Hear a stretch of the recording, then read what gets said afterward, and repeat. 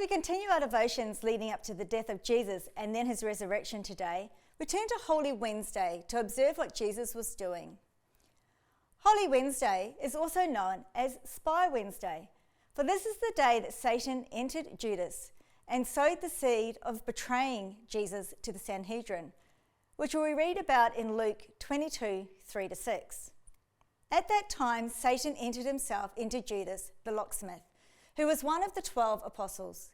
He secretly went into the religious hierarchy, the captains of the temple guards, to discuss with them how he could betray Jesus and turn him over to their hands. The religious hierarchy was elated over Judas's treachery, and they agreed to give him a sum of money in exchange for Jesus' betrayal.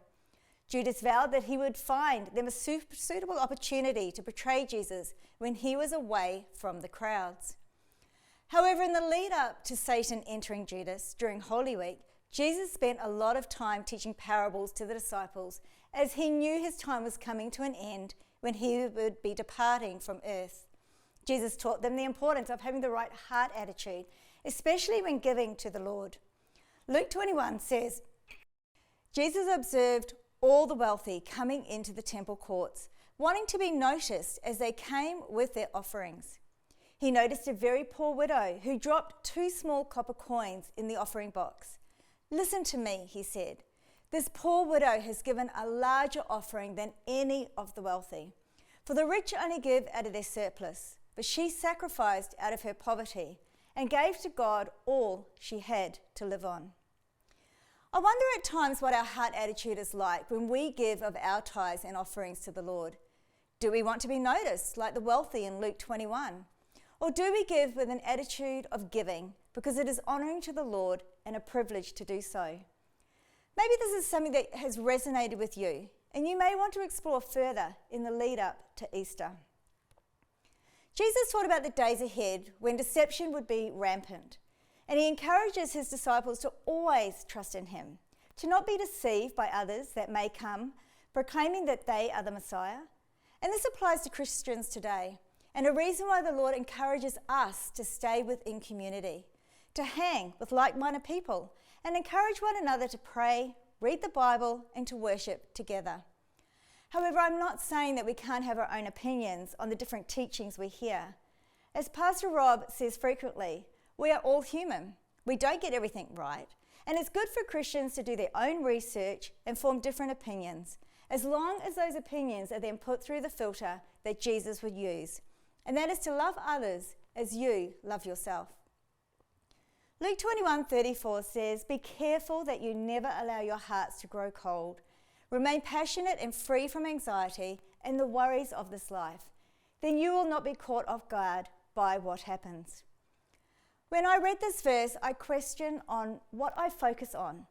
I'm not talking about the big rocks that cause all of us to sometimes become anxious. I'm talking about the small, everyday, run-of-the-mill issues that pop up now and then. Like being annoyed that someone took my car spot, or that item at the supermarket wasn't available when that was all I went to the supermarket for. So how about you? Do you wake up in the morning and jump out of bed with a focus on the day being great? Or do you lumber out of bed complaining that it's already too hot or maybe too cold? And further down in verse 36, it says, "Keep a constant watch over your soul and pray for courage and grace to prevail over these things that are destined to occur, and that you will stand before the presence of the Son of Man with a clear conscience."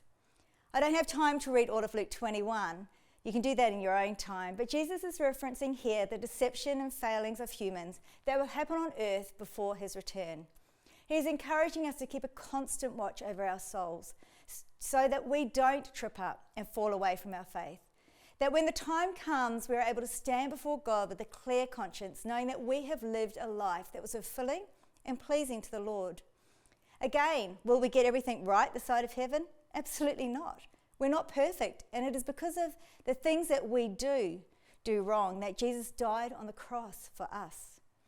As I mentioned earlier, Holy Wednesday is also referenced as Spy Wednesday, and this is because of the deception that was sown by Satan into Judas Iscariot. It fascinates me when we have just finished reading chapter 21, and Jesus is instructing his disciples to be on alert, to not allow deception to enter into our hearts. In chapter 22, we see that Judas was deceived in turning against Jesus and handing him over to the Pharisees. And while this verse saddens me, it also makes me realize what an amazing and compassionate God we follow. That it is because of our natural deception and wrongdoings that Jesus allowed himself to be crucified on the cross. And to wrap this devotion up, the teachings of Jesus in Luke 21 and 22 remind me of how important it is to not only act, but to listen to the teachings of Jesus. While Jesus taught these words to his disciples, they're still relevant to us today. We are now his disciples, helping others to become disciples. And we have to guard our hearts and take note of the things going on around us. We need to maintain a soft heart attitude with everything we give to the Lord, whether that be our finances, our time serving, or in friendships with others. And to be real with myself, if Judas was able to be deceived, even though he walked alongside, was taught and ate with Jesus, then in reality, I need the Lord's help to stay in sync and be passionate in my walk with him. Otherwise, I too may become deceived. And even if I do the wrong thing, well, the Lord died on the cross for me and for you. And he was resurrected so that we could all be forgiven. Amen.